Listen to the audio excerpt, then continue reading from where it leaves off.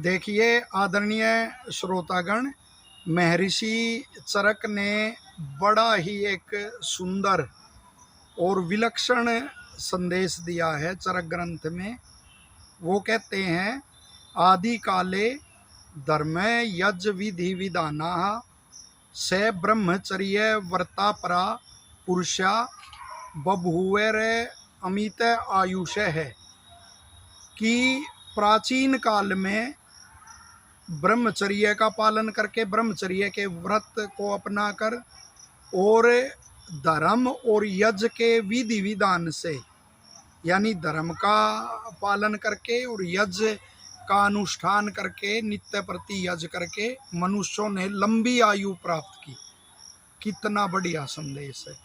उससे आगे और कितनी बढ़िया विलक्षण बात ऋषि लिखते हैं कि जब धर्म की जितनी हानि होगी, जितनी भी धर्म की हानि जिस समय में हो जाएगी, उतने ही अंश में जो पंचमहाभूत होते हैं, आकाश, वायु, अग्नि, जल और पृथ्वी, इनके गुण भी उतने ही अंश में घट जाएंगे।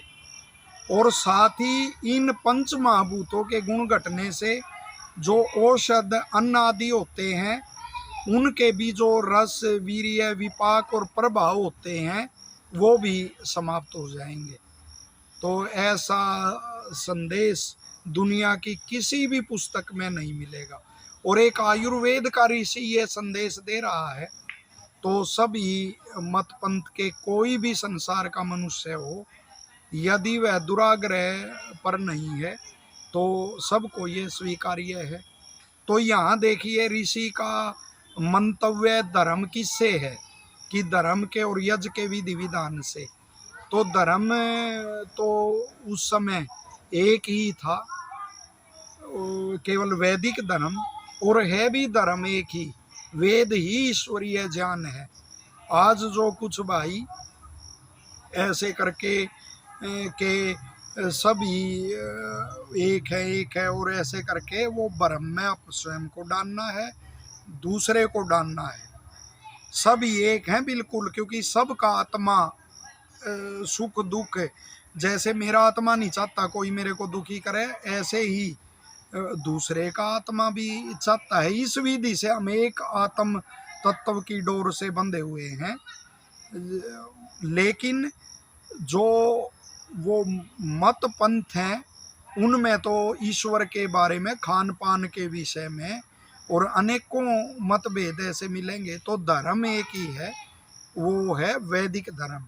और अपना कल्याण चाहने वाला और दूसरे का जो कल्याण चाहता है, दूसरे मत पंथ का जो कल्याण चाहता है, वो निश्चित तौर पर आग्रहशील मिलेगा सत्य सनातन वैदिक धर्म पे। वो उसको भी यही सिखाएगा कि भाई कल्याणकारी मार्ग यही है।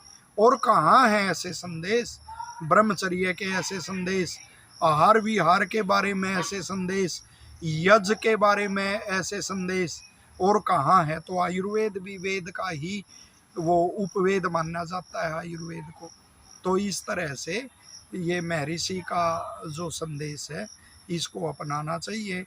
और जो भी धर्म के अनुष्ठान है, वैदिक वेदोक्त जो कर्म है, उन्हीं का अनुष्ठान और वो करके और लंबी और सुखी आयु स्वयं की और दूसरे की बनानी चाहिए। धन्यवाद।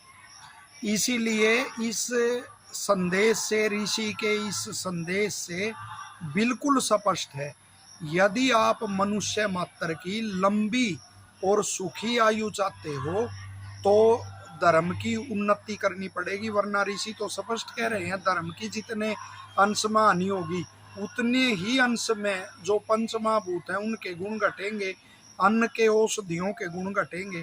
तो धर्म की रक्षा करनी होगी। और धर्म स्पष्ट है कि वैदिक धर्म है। यदि आपके किसी भी क्रियाकलाप से, किसी कथन से, कोई तुष्टिकरण के चलते यदि धर्म की हानि होती है, तो आप मनुष्य मात्र की हानि कर रहे हैं। यह ध्यान अवश्य रखना होगा। अतः वैदिक धर्म का जो ईश्वरीय ज्ञान पर आधारित है, वेद पर आधारित है, उसका मानव मात्र के कल्याण के लिए ज़्यादा से ज़्यादा प्रचार प्रसार करना चाहिए। धन्यवाद।